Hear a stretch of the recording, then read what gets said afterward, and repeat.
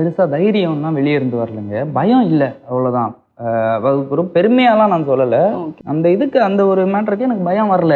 வராத பயத்தை நம்ம எப்படி வரவழைக்க முடியும்? இந்த ட்ரெய்லர் கட்டு நீங்க இந்த விஷயம் சொன்னது அது டைரக்டரோட ஒரு புது வே ஆஃப் அப்ரோச் ஒண்ணு. அது ஒரு புது ட்ரை.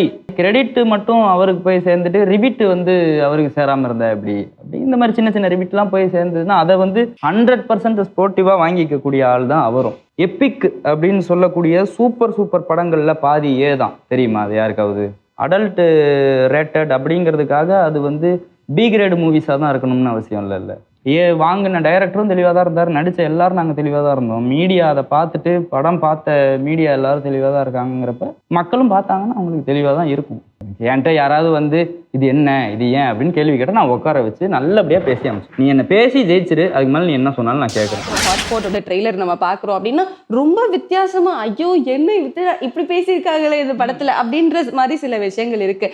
அதுலயே வந்து சில ஹெசிடேஷன் வந்து நமக்கு கிரியேட் ஆகும்.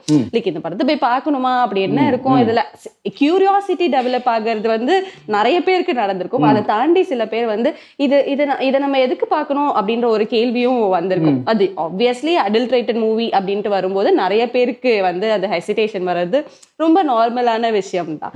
அப்படி இருக்கும்போது லைக் இந்த அப்கமிங் ஸ்டேஜ்ல படத்தை எப்படி எடுத்துக்கிறாங்க அப்படின்றத தாண்டி உங்களுக்கான அந்த தைரியம், ஓகே நம்ம ட்ரை பண்ணலாம் அப்படின்ற தைரியம் உங்களுக்கு எங்க இருந்து கிடைச்சது தான் கேட்கிறேன். பெருசா தைரியம்லாம் வெளியே இருந்து வரலைங்க. பயம் இல்லை, அவ்வளவுதான். ஒரு பெருமையாலாம் நான் சொல்லல. ஓகே. அந்த இதுக்கு அந்த ஒரு மேட்டருக்கு எனக்கு பயம் வரல. வராத பயத்தை நம்ம எப்படி வரவழைக்க முடியும்? அது ஒண்ணு. இந்த ட்ரெய்லர் கட்டு நீங்க இந்த விஷயம் சொன்னது அது டைரக்டரோட ஒரு புது வே ஆஃப் அப்ரோச் ஒண்ணு. அது ஒரு புது ட்ரை.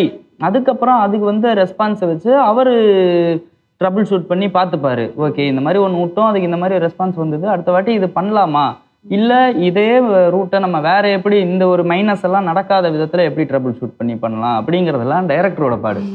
அவர் யோசிச்சாரு. அவருக்கான அந்த படம் எடுத்தது அவர் தான். மெயினாக இந்த படத்தோட எல்லா கிரெடிட்டும் அவருக்கு தான் போய் சேருங்கிறது இருக்கும்போது அப்போ வந்து இந்த மாதிரி கிரெடிட் மட்டும் அவருக்கு போய் சேர்ந்துட்டு ரிபிட் வந்து அவருக்கு சேராமல் இருந்தா எப்படி? அப்படி இந்த மாதிரி சின்ன சின்ன ரிபிட்லாம் போய் சேர்ந்ததுன்னா அதை வந்து 100% ஸ்போர்ட்டிவாக வாங்கிக்கக்கூடிய ஆள் தான் அவரும், எனக்கு தெரியும். அதனால இதில் இதுக்கு பெருசாக தைரியத்தெல்லாம் வரவழைச்சிட்டு இது பண்ணல. அதோட நம்ம வந்து இப்போ நம்ம எப்பிக் அப்படின்னு சொல்லக்கூடிய சூப்பர் சூப்பர் படங்கள்ல பாதி ஏ தான். தெரியுமா அது யாருக்காவது?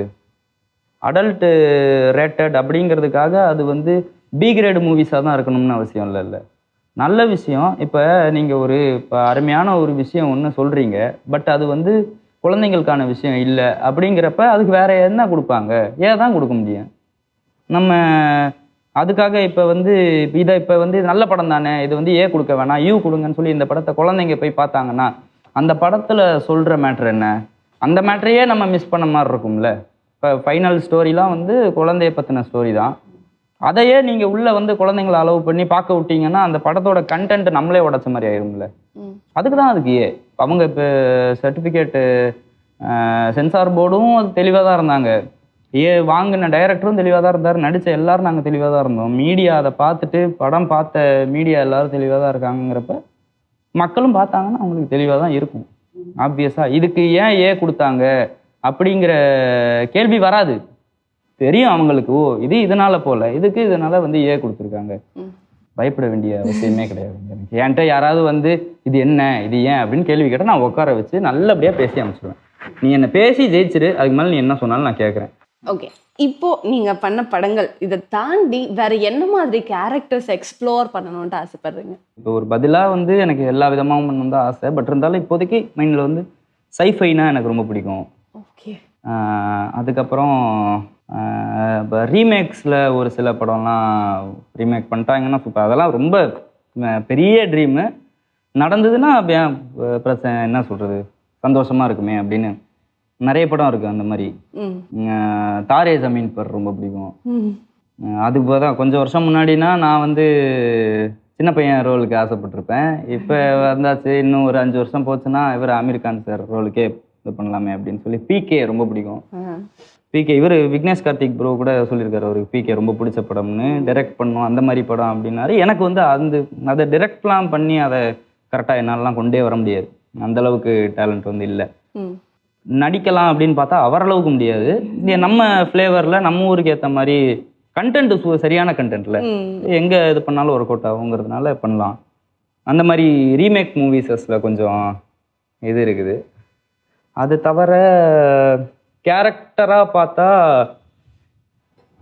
நிறைய இருக்குது. எனக்கு வந்து வில்லனா பண்ணணும்னு ஆசை, நிறைய வில்லனா பண்ணணும்லாம் பெரிய ஆசை இருக்குது. பட் நல்ல ஒரு அந்த ஒரு வெயிட்டேஜான ஒரு ஸ்கிரிப்ட். இப்போ எப்படி எல்லாம் நான் சொல்கிறதெல்லாம் பெரிய பெரிய படம். விக்ரம் வேதாவில் சேதுனா கேரக்டர் எப்படி இருக்கும், அதாவது ஒரு ஒரு ஹீரோவுக்கு எந்த அளவுக்கு ஒரு அந்த பிலோசாபிக்கல் வெயிட்டேஜும்பாங்க, ஒருத்தன் மைண்ட் செட்டு படி தான் அந்த கேரக்டர் வெயிட்டேஜ் அமையும்.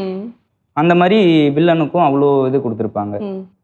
அப்படி அந்த மாதிரி ஒரு செட் ஆஃப் மூவிஸ், அந்த மாதிரி நிறைய ஆசை இருக்குது. வர வர பார்த்துருவோம். ஆமாம்.